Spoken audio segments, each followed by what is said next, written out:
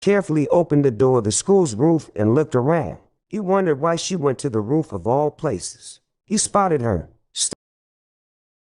standing near the ledge, clearly waiting for him. "Why are you following me?" Cynthia asked as tears fell from her face. She was standing in the center of the roof with her arms still crossed, looking right at him.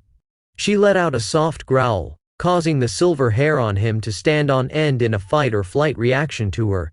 He ground his teeth, which brought attention to his missing canine. "I want to know what the hell your problem with me is," he returned, stifling his own growl. "Ever since we were in the office, you've had a giant chip on your shoulder. If you're too stupid to remember," she started before she let the sentence die on her lips. She whipped the tears away with the sleeve of her shirt. Kevin's fist clenched for a moment. This girl was clearly different from any girl he'd interacted with in the past, and he was sure she had never even been to the yokai realm. Still, maybe it was people like her that his father wanted him to be aware of. After all, someday Kevin hoped to be king in place of his father, even though the thought of his father dying seemed impossible. "Remember what?" he shouted back. This just caused her to get angrier. She started towards the door, but Kevin just put his arm out to stop her. "What the hell do you think you're doing?" she shouted at Kevin. "You are going to answer me," he commanded. "What are you talking about? Remember what?" She just took his arm suddenly and twisted it, tossing him through the air. He fell through the air. Before landing on his feet a few meters away, he charged back at her, doing his best to pin her, without really striking her. This attack was met by another toss, and she redirected him with relative ease. He knew his problem was that with the beads around his neck he was not able to fight back, and it infuriated him. "Up yours, to think, gah!" she cried out loudly. She charged at him and kicked him hard in the ribs. "Why'd you have to show up here?"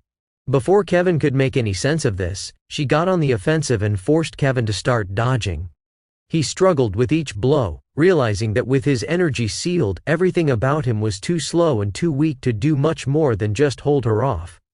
In a move of desperation, he jumped back and took a stance in an attempt to try powering up through the beads, as Kevin's shout turned to a pained cry, and something inside Cynthia's heart began to ache. He grunted loudly, squeezed his fist, and began pulling at his energy internally. Cynthia stopped for a second to see what he might be planning, and then felt a strange feeling that was coming off of Kevin. It came all at once, a massive uproar of power, but with it came a sense of dread. She heard the first crack, loud and clear, and looked to see that a small fissure was running along one of Kevin's beads.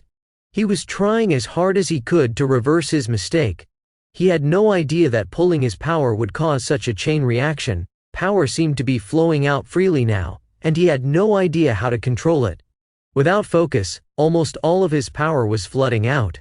He looked up towards Cynthia and thought for a split second that if he couldn't figure out how to control this, then the two of them might be the only things to survive within a 12-mile radius. Each of the beads continued cracking before the first one popped. Kevin stared at Cynthia for a moment, and his mind wandered back to a few hours ago. That moment he'd stepped out of the portal. Chapter 1.5. Kevin surveyed his surroundings. On the closest building he spotted the name John Woods High.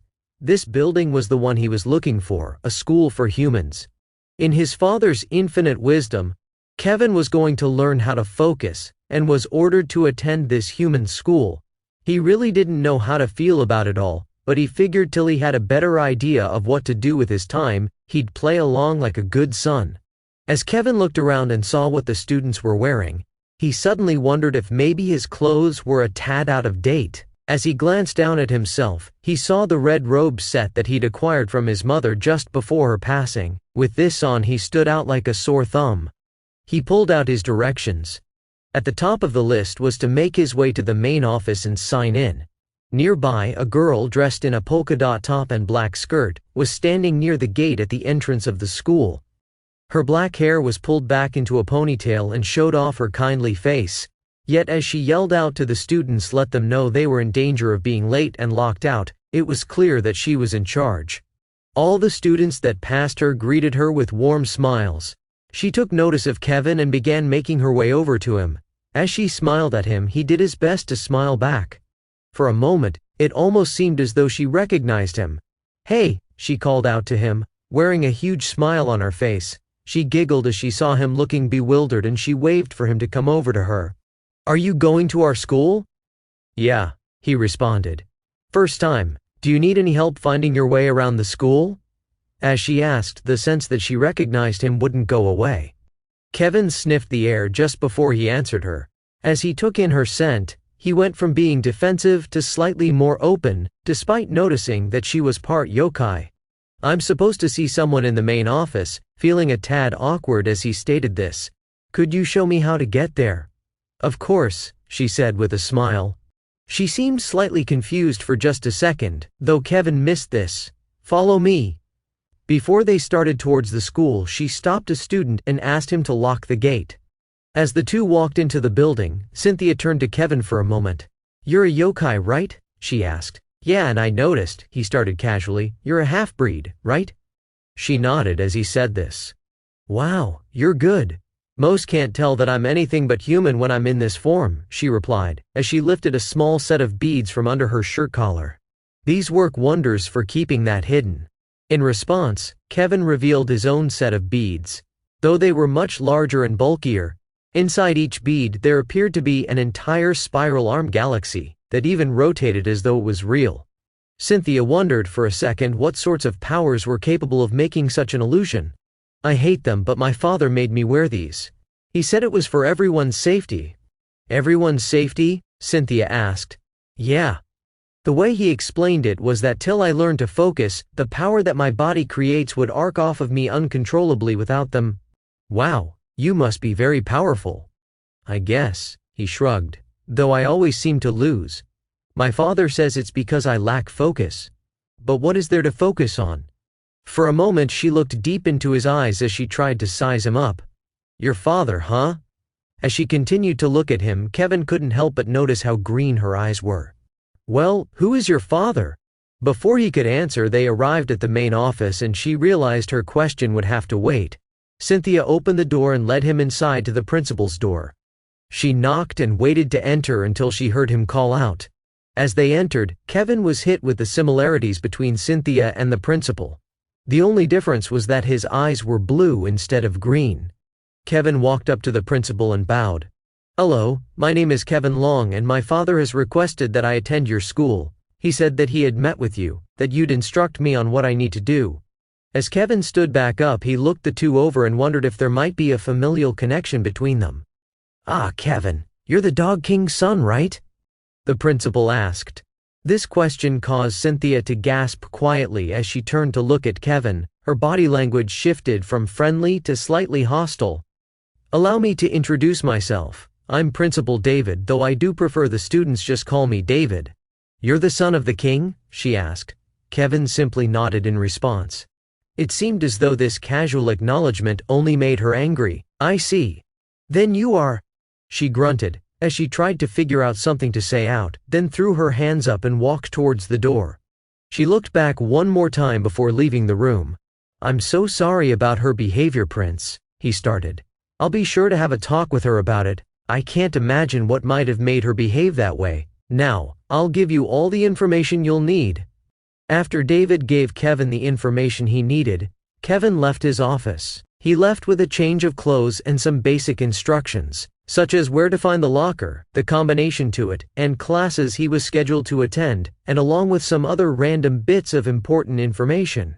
At the moment, he figured he should try getting into the clothes he was given in an attempt to help him blend in better with the other students. He knew he'd have to find someplace relatively secluded since humans viewed changing clothes in public as inappropriate. At least, that's what his father had told him before he'd left. He spotted Cynthia, leaning against a wall just across from the main office, waiting for him. She held herself in an unpleasant posture with her hands across her chest. She was eyeing him, and despite the still cute look on her face, her eyes were like daggers.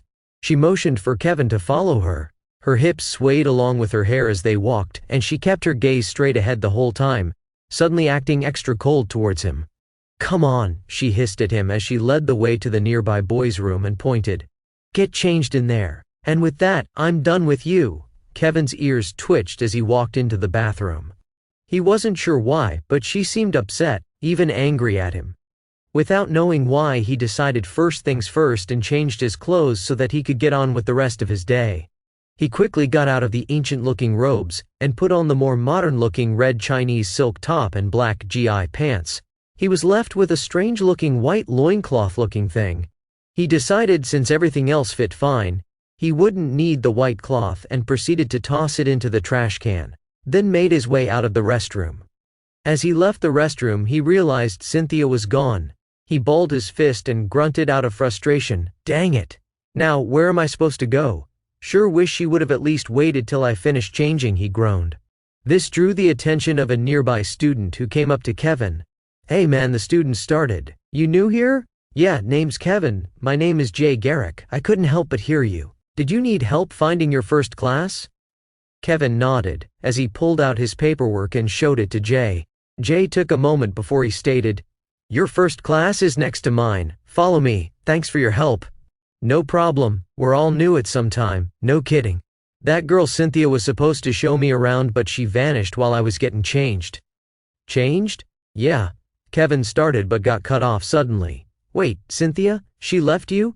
Oh man, I don't know what you did, but you must have done something for her to abandon you." "That's just it. I can't think of what it would be. She showed me to the main office, and while we were there, she went from nice to mean without a hint on why.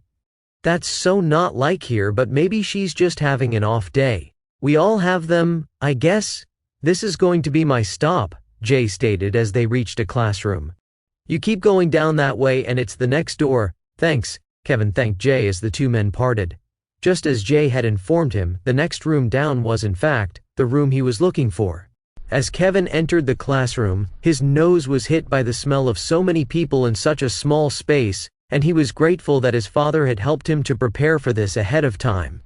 He looked around for a place to sit before finally seeing that the seat next to Cynthia was open. He quietly made his way to that place. "Hey, weren't you supposed to show me around?" he asked her. As he sat down, he heard her let out a soft growl. Instead of answering him, she just continued to read her book, clearly doing her best to ignore him. Being ignored wasn't something he was entirely prepared for. As the son of the Yokai king, he was never ignored. He wasn't sure if he liked this, but since he'd long since wanted to separate himself from the image of being the prince, he decided he'd just do his best to adapt. "Hey, Cynthia, was it?" he called out. "Is there a reason why you're acting so rude?" For some odd reason, this seemed to enrage her more, as her head turned and the growl coming from her got louder. "Never," she started, her tone sounding as commanding as possible. "Never say my name again, Yokai. You want to tell me what I did to earn this?" he asked. He squared his jaw and did his best to make himself seem as non-threatening as possible, but this just caused her to sneer. "Shut your mouth, boy, and do as you're told," she shouted, as she slammed her hands on the desk. "To think after you went and left." She got up and made her way out of the classroom quickly, leaving Kevin stunned for a second. This outburst scared the instructor, who had now fallen back into his chair. He sat back for a moment and tried to figure her out. If they had been in the yokai world, his reaction would have been completely different. However, he reminded himself that as long as he was in the human world, he'd have to play by human rules. Still, he wasn't going to just let this episode go, so he got up and followed her. As he did, he felt his beads, and recalled how concerned his father was with what would happen if he let his anger flare up. He warned Kevin that if he let his anger overpower too much, the beads would not be enough to keep his well of power from breaking through them. Leaving the classroom, he caught a glimpse of her form turning the corner ahead of him, and he did his best to catch up. As he rounded the corner, once again he spotted her just as she went through FFA door. It led towards the stairs that went to the roof. He could hear her huffing as she walked, and he wrinkled his nose for a moment, wondering if figuring this girl out was worth all the energy he was expending. Still, the way she treated him was bothering him. Rarely had anyone besides his own father had the nerve to act like this in front of him. When this happened in the past, it usually ended badly. For Kevin, that is, but she was hardly the mountain-sized, three-headed dog yokai that his father was. He knew that fact about his father was the main reason that no one but his father ever gave him trouble. A fact that made him wonder how aware she was of her own yokai heritage. All that aside, the question came back to what had he done to upset her so much? Like a dog with a bone, he found it hard to just shake it off. Back to the present, he snapped his attention to the problem at hand. He looked down at his beads. Damn, he swore. If they all pop, nothing is going to survive. Chapter 2. Kevin sounded pained as he did his best to stop the power from flooding out. He'd caused this and he knew it. In trying to pull out his energy, he destroyed the